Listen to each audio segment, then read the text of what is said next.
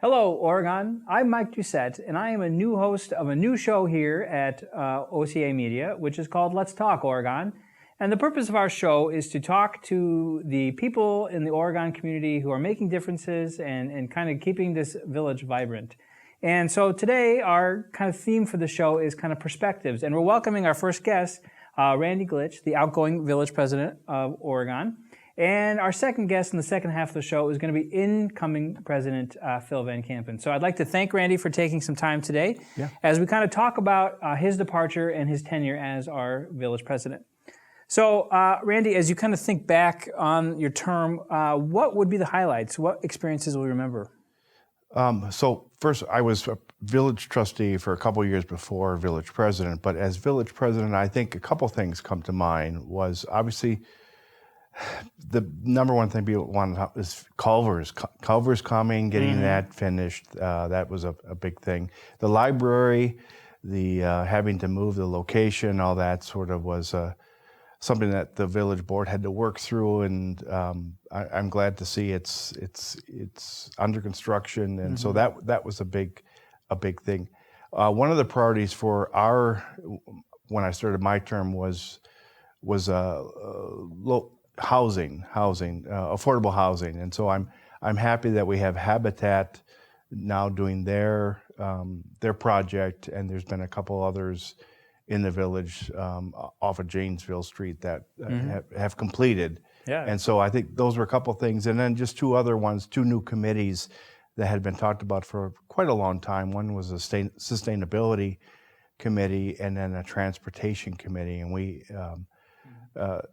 did both of those, and reports will be coming out from the committee shortly. So I'm happy about those things, and I'll just say the last thing was we've been talking about bringing public art to the village for a long time, and I'm happy to say my last couple of weeks have been sort of consumed with the art fair that we just had.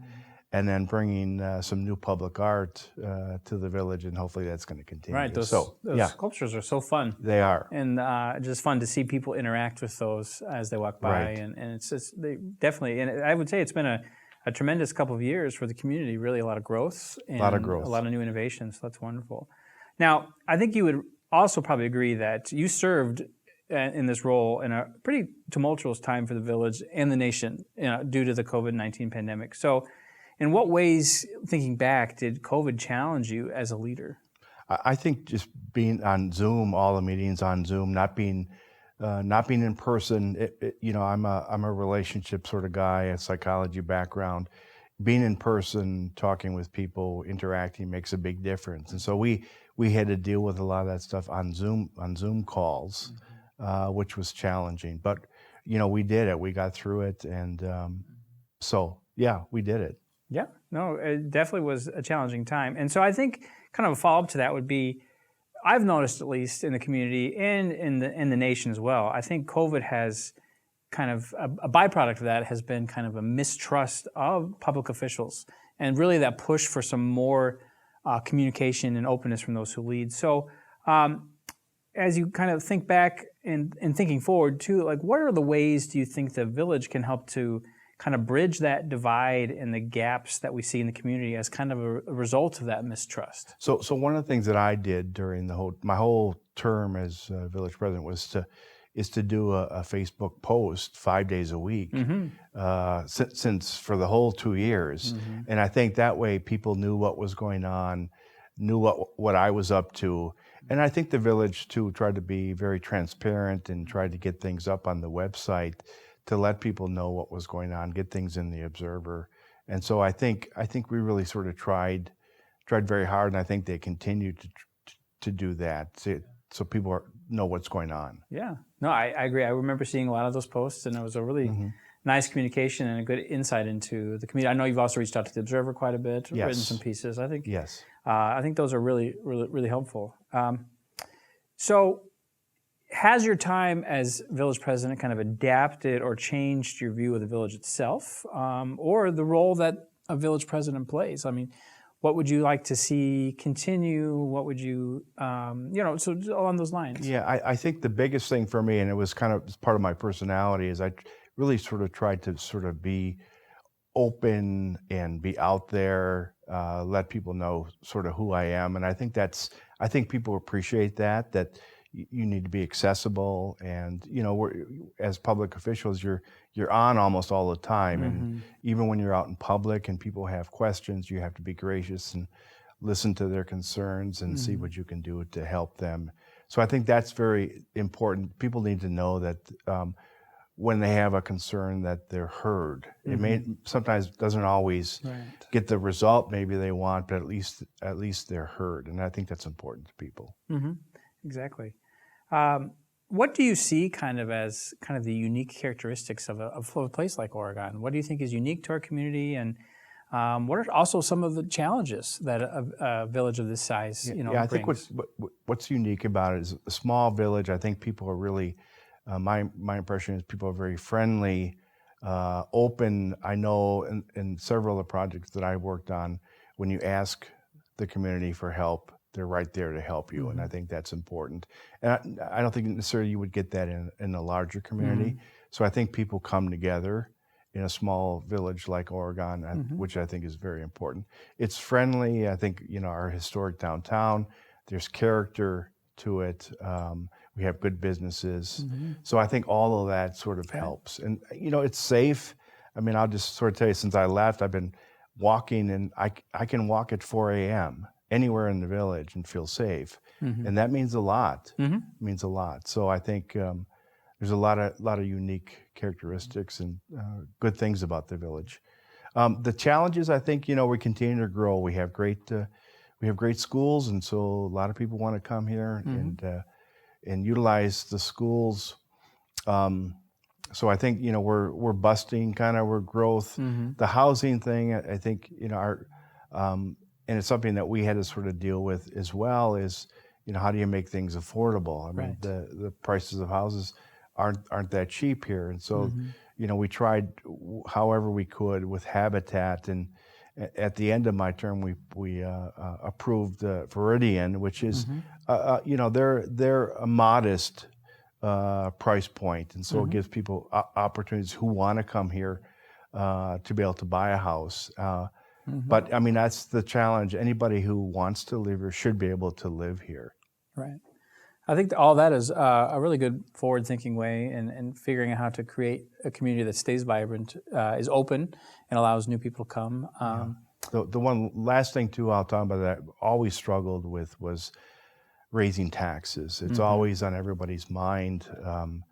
The wheel tax came. There's going to be another light tax. I worry about. We have a lot of senior citizens. I just worry about not everybody is rich. And those taxes sort of add up. Sure. And so I worry about affordability for a lot of people. Yeah, that makes total sense.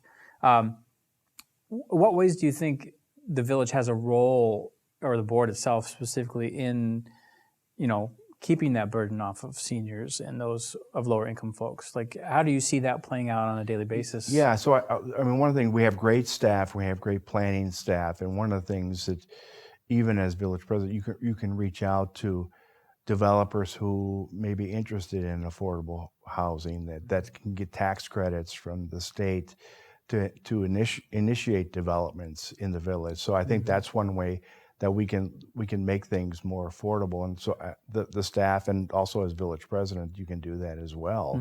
Reach out to developers and encourage them to come to the village, and not just build $800,000 houses, but houses that people sort of can afford. Right. Yeah. That we're definitely expanding outward. Always. We are. Right. Yeah. We're running out of room, actually. Yeah. I know. I think we need to go up at some point, right? Yeah. Which brings its whole can of worm itself there too. So, kind of now thinking back, what advice would you give to Phil Van Kampen, or to anyone else who would like to volunteer, step up, serve time on the village board or on any of these committees? So, yeah, like what would you say? What would you say looking back? So I always, even as a trustee, I always had it in the back of my mind that anytime I had to vote, is what's best for me, what's best for the village, not what's best for me or a certain group, but what's best for the overall village. And I think that's a really sort of good perspective to take. And then, you know, I have a military background, so I'm very in tune to team build, being a team, acting as a team. And I think that's the way the board should act as, you know, not everybody's going to agree. And that's the other thing is too, is when you don't, it's okay to not always agree. You disagree and then you move on to something else. And hopefully there'll be other things that you'll all agree on, but sometimes not. But you're all there to, not for your own sake, not for your own interests, but for what's best for the village. Exactly, right. So I was startled that you said you're walking at 4 a.m. Yeah. I don't know why anybody would be walking at 4 a.m. I only see 4 o'clock every day, and that's the p.m. kind. But now that you've finished your term, what plans do you have for yourself? What are you going to do with this newfound free time? So in addition to being, I've been teaching for like 30 years. So I teach psychology at Madison College. So this past semester I had 2 classes in person. I actually next week have a 8-week online class. So I continue to do that. I like it. I'm also a stained glass artist, art maker, and so I've been doing lately some new work. Yeah. The public art stuff has really sort of kept me and the committee quite busy, and that'll continue as we. So you're going to serve on that role still? Yes, okay. I'm on the committee, and even when I got off village, I'm a committee member. So we'll continue that. Look at next year. It was a very successful art fair. We had lots of people. The artists were happy, so it was a good thing for the village. And you know, that's the thing I'll continue to, is to always be a champion for the village. This is where I live. We want good things. So, you know, I don't know exactly what else, other projects will come, but we'll see. But maybe taking a little bit more time. I will say I don't miss the night meetings, to be honest. I have to say that. Give me more time to do little trips throughout the state or other states, and focus more maybe on my teaching. Yeah, sounds great. It seems like you have a lot to keep busy, and I think no one would doubt that you're not a champion for this village. I think that's become apparent through your leadership and through whether it's championing, you know, the new businesses coming to town, highlighting our current businesses, and also your work to really keep housing affordable and to keep growing and making it more accessible for all. So I think you have a lot to be proud of. And I think, you know, Thanks. On behalf of myself and the rest of the village, we'd like to thank you for your hard work. Yeah. And we appreciate you coming today and talking with us on this new show. And thanks for having me. Thanks for being there, and let's keep you as a part of the conversation moving forward. Okay. So thanks, Randy. Great. Thank you. And we'll be back after the break with our second guest, incoming President Phil Van Kampen. Thanks.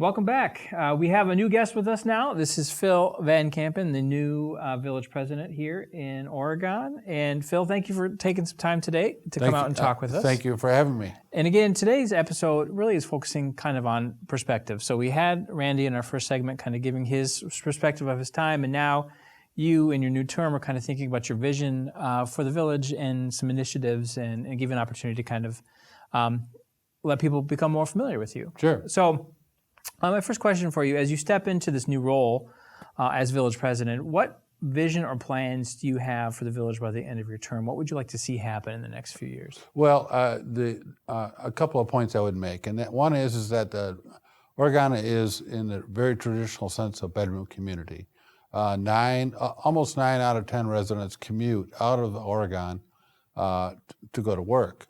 So I think we need to I'd like to see more commercial development in the village, so that one, we'd have more places where people could work and live in Oregon. And also, in order to improve the tax base, we need more commercial development. Yeah, I think that's a great idea. I definitely think that we could definitely use some new influx in businesses and new places for people who do live here to also make a career here at home. And it's one of the advantages of teaching, right? You get to live in the community in which you work. So I think I kind of touched on this with Randy as well. There's no question that there's some issues that really divide the community, right? Whether it be mowing schedules for the village, recent tax increases, incoming or proposed developments. So what ways do you see your role as a village president and the village board itself? What ways can you work to decrease that kind of division in the community? What strategies would you like to see implemented? What ideas do you have? Number one would be to get citizens better informed, and that's extremely difficult. We do make information available to the public. They can subscribe to the village listserv and see what's on the agendas for each of the village board, the planning commission, where actually a lot of things take place. But actually they can subscribe for all of the committees. The village does have a social media site where they put out some information. And also I think it's important for board members to be out and available in the community so that people can see that they're available and listening. The nice thing about serving in local government, and someone once characterized it as retail governing, in that you can deal with the constituents one-on-one, rather than, of course, if you're in the state legislature where you've got thousands or tens of thousands of constituents. Here you've got about just a little over 11,000, and I think people can see that we're readily available. Now, when you say subscribe, there's an action that a person would need to take. Is that going to the village website? Yes, you can go to the village website, and it's clearly a link there, and by clicking on that, a list will come up of the boards and committees in the village. They can check on that box, check on anyone they're interested in, and then the agendas for those meetings will come to their inbox. It doesn't mean they have to attend meetings to know what's going on, but just by perusing the agendas, they can see things that are happening in the near term. A good example, I think, would be J.C. Park. There was a lot of discussion about, well, I didn't know this. You'd hear people say, I didn't know this was going to happen. But really, that information, they've been talking about that since 2011. And in recent years, it's been on the village board agenda and the planning commission and the park board agendas each time. So if people would make use of that link and get that information sent to them, they would have a sense of, okay, this is going on now. These are things the village is planning in the future. And it also gives them an opportunity to then maybe come to a board meeting and during public comments, or they can email their village board member. Our email addresses are on the village website, and let us know ahead of time. This is what they're thinking about this. Right. And every meeting has that opportunity for the public to have a voice. That's right. We have a public comment section at, I think, every meeting, but certainly at the village board, planning commission. Yeah, and I will say, as a fan of pickleball, I have enjoyed the new dedicated pickleball courts at that new JC Park facility. It's very nice to have I was actually just went by there this morning, and it's very busy. It was very busy. I think every court was being used. Yeah. So that's great. I think that's a great addition. And if anybody hasn't tried pickleball, I give it one thumbs up for sure. It's a fun little sport.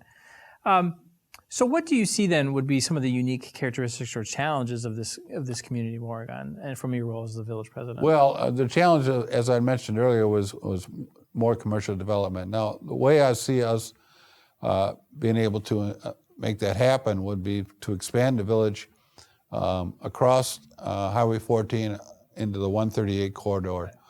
There's quite a bit of land out there. Not all of it is usable. There's, like Oregon, there's a lot of wet areas, but I feel we can work around that. And it is a fair amount investment by the village residents to do that. But we think we've had Elise Cruz, our village planner, has been contacted by companies looking for space to locate their business. And at this time, she has to tell them, I'm sorry, we don't really have anything but small infill lots in the village, nothing for a large commercial venture where they may need for the space they need. Ideally, what kind of business would you like to attract to Oregon? Is there a specific sector that you're thinking about, or? No, but I think that if we could get some light manufacturing would be really ideal along that corridor, especially along the north side of that. Along the south side, there's some land that's ideal for residential. Great.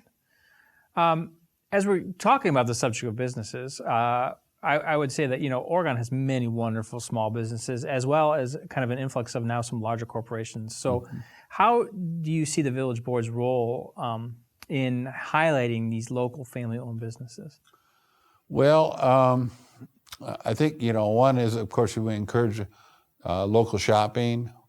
I think the art fair is, a good example where just last weekend, which was the inaugural event, and I think very successful. I suspect Randy Glysch may have spoken a little bit about that to you.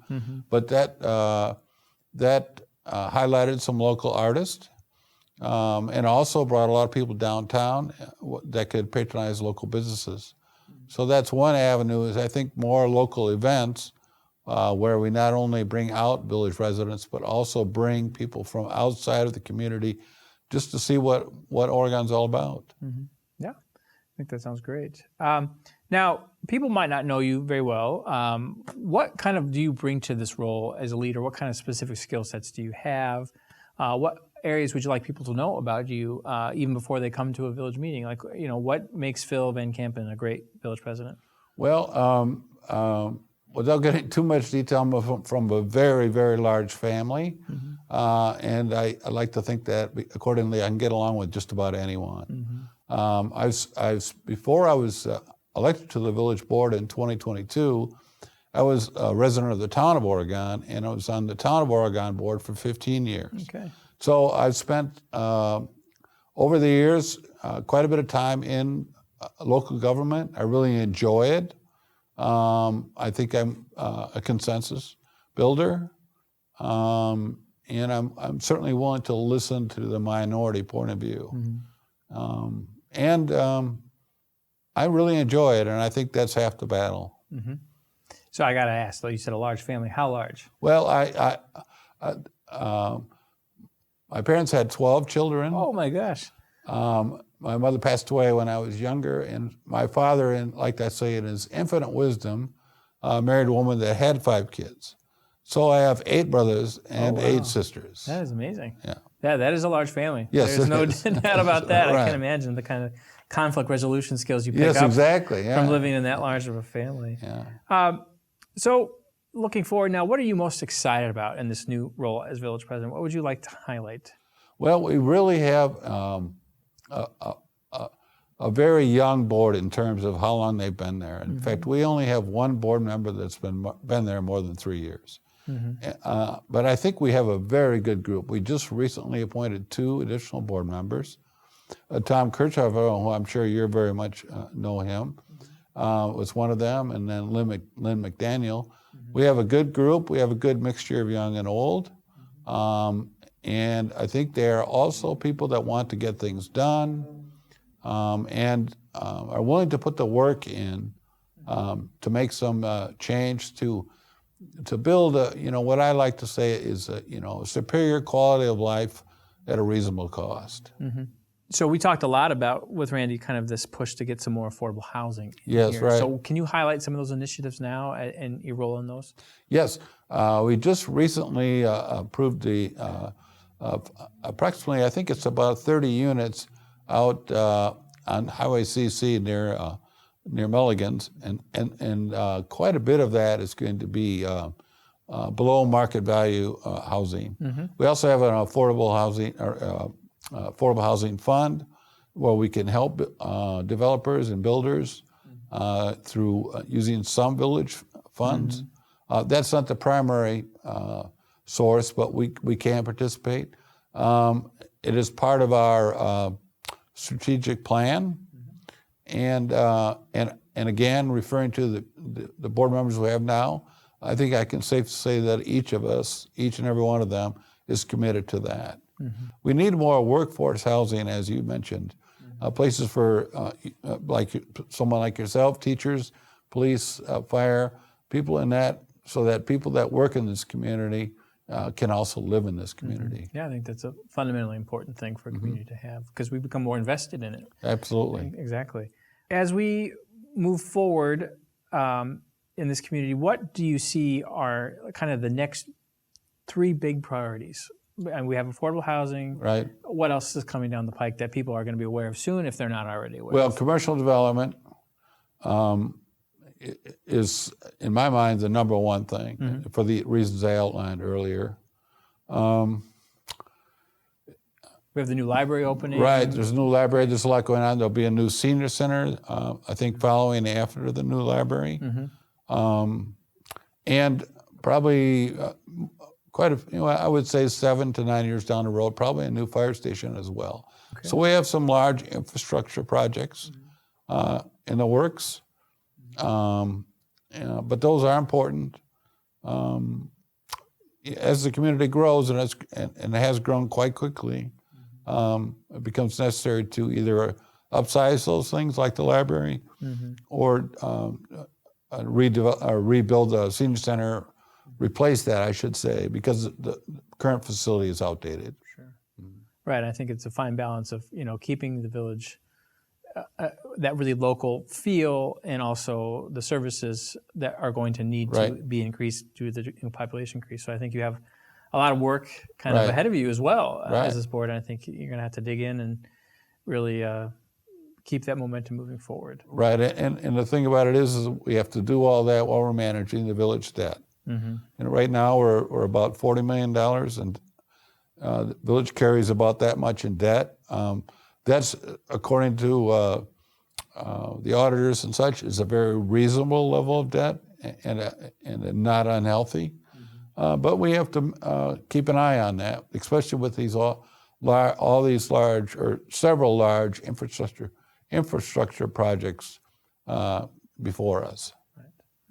Well, I'd like to thank you for coming today and taking the time. It's been a really insightful conversation. And I think, if anything, folks, if you heard today, to be involved and stay involved is really easy with the access of your email, social media. Make sure you take advantage of those resources that are at hand and to become involved. And I think as we kind of think about this show and the name of it being Let's Talk Oregon, I think it's really important that everyone in the community kind of keeps that conversation moving forward, because we can't ever bridge those divides or differences if we don't talk and we don't keep the conversation going. So I'd like to again thank you for your time. Good luck to you as in this role, and I'm sure we'll be hearing all the wonderful things that the village board is going to be able to accomplish. So, well, thank you very much. I certainly appreciate the opportunity. Yeah, thank you so much. And we'll see you next time on Let's Talk Oregon. Thanks.